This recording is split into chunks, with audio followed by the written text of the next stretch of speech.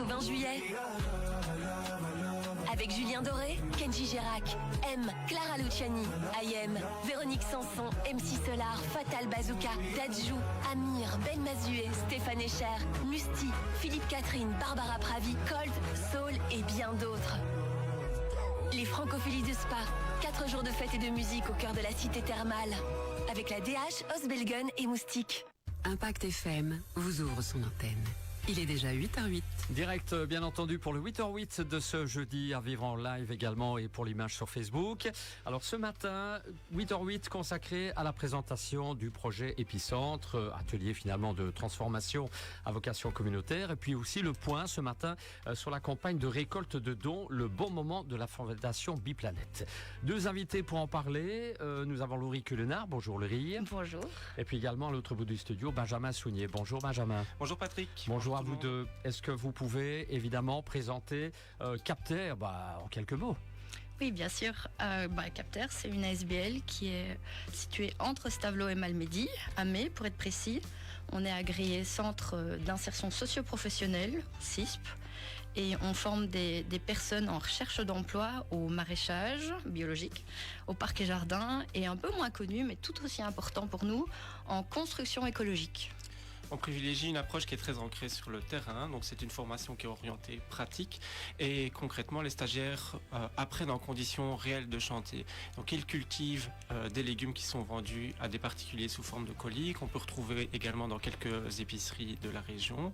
Nous aménageons et nous entretenons des espaces verts sans recourir à des produits phytosanitaires et on propose également des services en rénovation écologique où vraiment nos spécialités sont l'isolation écologique et le plafonnage avec des matériaux sains. Pour le plafonnage, on privilégie par exemple l'argile qui est un excellent régulateur d'humidité et qui permet aussi à nos maisons de respirer.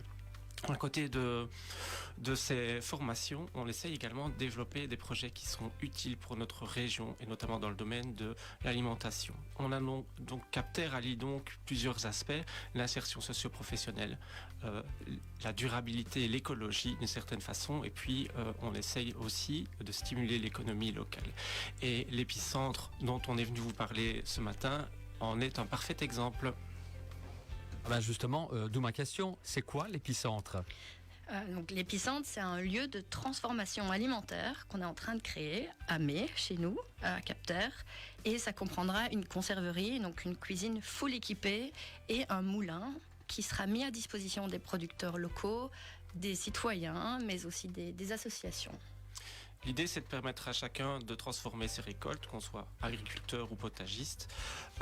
Ça peut être des légumes en surplus, ça peut être des céréales locales, et de les transformer en des produits finis comme des conserves, des sauces et évidemment, pour les céréales, de la farine. On rêve ainsi de renforcer l'autonomie alimentaire de notre région, c'est-à-dire de produire localement de la nourriture qui soit saine et qui va être consommée par ses habitants. Voilà, alors pourquoi ce projet justement ? Qu'est-ce qui vous a motivé ? Chez Capter, c'est une des valeurs fortes pour nous, donc c'est l'alimentation durable et locale. Et on s'est demandé comment on pouvait du coup renforcer cette alimentation locale et saine. Donc on a été très vite dirigé vers les aliments de base, forcément le pain, les légumes. Et tout commence par les agriculteurs qui les produisent. Donc on les a réunis, on a écouté, on leur a demandé de quoi ils avaient besoin. Et c'est de là qu'est née l'idée d'Épicentre. En créant un lieu de transformation qui est adapté à leurs besoins, on veut leur donner des moyens de mieux valoriser leur production tout en réduisant le gaspillage. En fait, l'idée, c'est de transformer les surplus des périodes abondantes, en l'occurrence l'été, quand on a par exemple beaucoup de légumes, pour par exemple avoir des bocaux qu'on peut vendre soit en saison ou alors pour avoir des revenus également dans les périodes hivernales quand la terre se repose et qu'on produit moins et qu'on vend moins et que donc on peut moins gagner sa vie. On voulait vraiment pouvoir proposer une alternative pour améliorer la condition de travail des maraîchers et des agriculteurs pour que leur métier puisse devenir un peu plus durable et pérenne. On entend souvent parler de constats un petit peu moroses autour du métier de maraîcher où certains arrêtent, des difficultés pour les agriculteurs avec des fermes qui ne sont pas reprises et on a envie de leur proposer un outil supplémentaire pour améliorer leurs conditions de travail.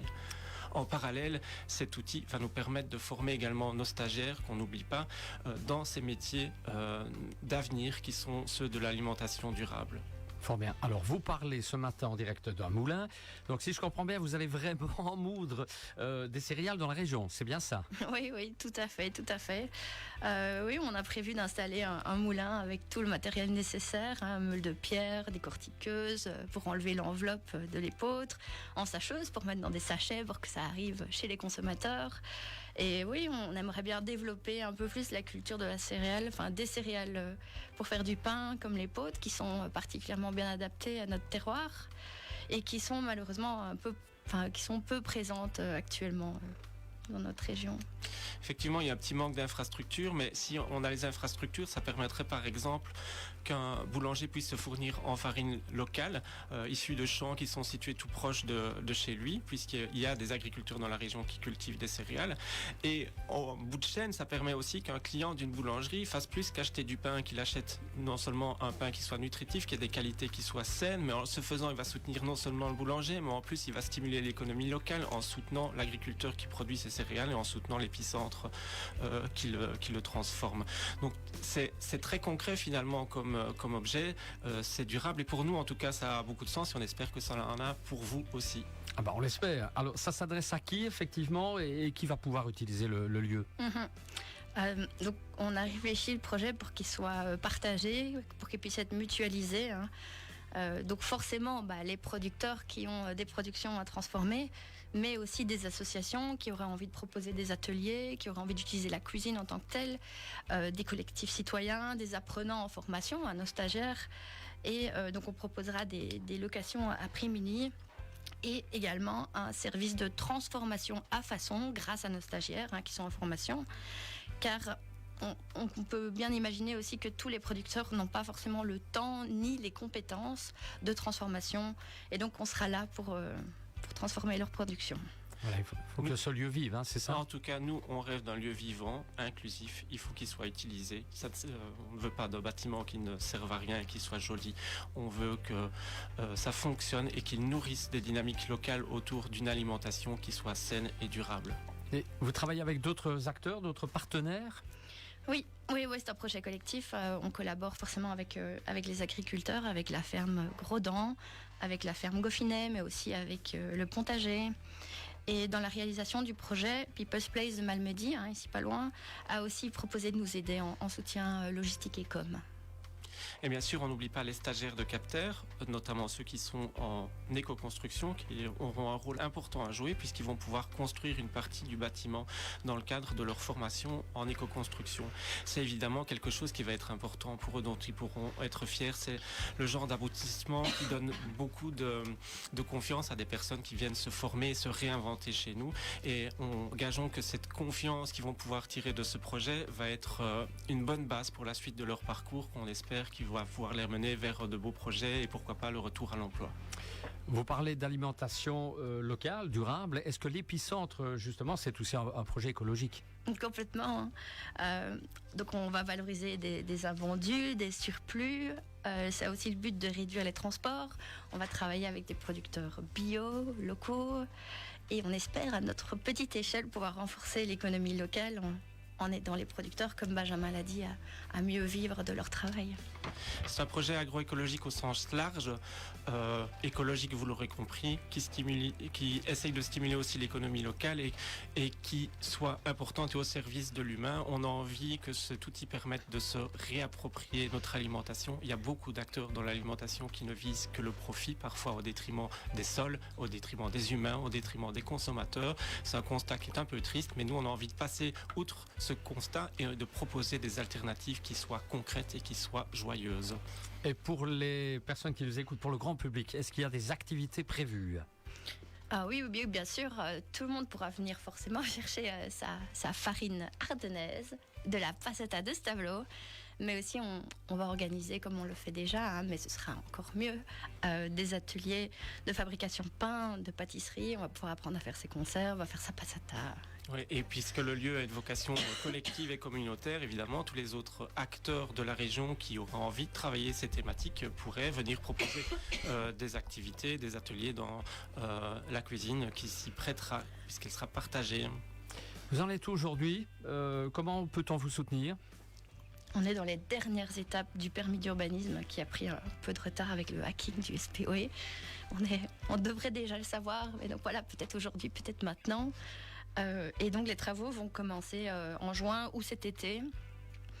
Et on a déjà reçu un soutien important du SPOE Environnement dans le cadre d'un subside de l'ancienne ministre Tellier pour la relocalisation de l'alimentation. On a aussi un petit subside de la Fondation Roi Baudouin. Et pour compléter tout ça, parce que ce projet est quand même assez important, on a lancé une campagne de crowdfunding grâce à la plateforme Le Bon Moment. Et grâce à cette plateforme, chaque euro qui est versé par le citoyen, ou par tout qui d'autre, sera doublé. Et vous êtes déjà plus d'une quarantaine de personnes à avoir fait des dons, à nous avoir soutenus.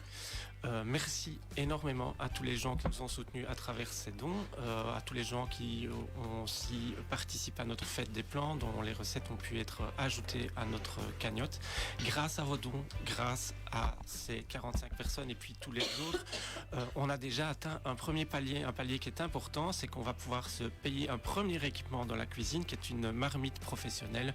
Il s'agit d'une grande marmite en inox électrique dans laquelle on va pouvoir faire des soupes, des passatas dans des grandes quantités et dans des conditions hygiéniques impeccables aux normes AFSCA et tout ça.